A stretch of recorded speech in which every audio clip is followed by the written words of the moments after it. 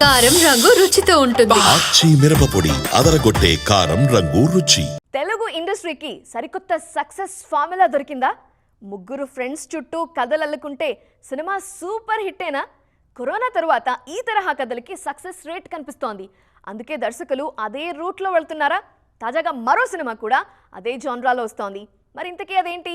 దానికి ముందొచ్చిన సినిమాలేంటి? టాలీవుడ్లో కొన్నాళ్లుగా యూత్ఫుల్ సినిమాలకు ఫుల్ డిమాండ్ ఉంది. మరీ ముఖ్యంగా ముగ్గురు స్నేహితుల చుట్టూ కథ అల్లుకుంటే చాలు బొమ్మ బ్లాక్ బస్టర్ అవుతుంది. 2021లో వచ్చిన జాతిరత్నాల నుంచి మొదలు పెడితే మొన్నొచ్చిన మ్యాడ్ స్క్వేర్, ఇప్పుడొస్తున్న మిత్రమండలి వరకు అన్నీ ముగ్గురు స్నేహితుల మధ్య జరిగే ఫన్నీ స్టోరీసే. తాజాగా మిత్రమండలి సినిమా వస్తోంది. ఇందులో ప్రియదర్శి హీరోగా నటిస్తుంటే ఆయన స్నేహితులుగా మ్యాడ్లో లడ్డూగా నటించిన విష్ణు, రాగ్ మయూర్ నటిస్తున్నారు. అలాగే ప్రసాద్ బెహ్రా మరో కీలక పాత్రలో కనిపిస్తున్నారు. బన్నీవాస్ కొత్త బ్యానర్ బీవీ ఆర్ట్స్లో ఈ సినిమా వస్తోంది. మిత్రమండలి టీజర్కు అద్దిరిపోయే రెస్పాన్స్ వస్తోంది. ముగ్గురు ఫ్రెండ్స్ అనే సెంటిమెంట్ బాగా కలిసొస్తుంది. బ్రోచేవారెవరరాతో పాటు ఓం భీమ్ బుష్లో శ్రీవిష్ణు, రాహుల్ రామకృష్ణ, ప్రియదర్శి ఫ్రెండ్స్గా నటించారు.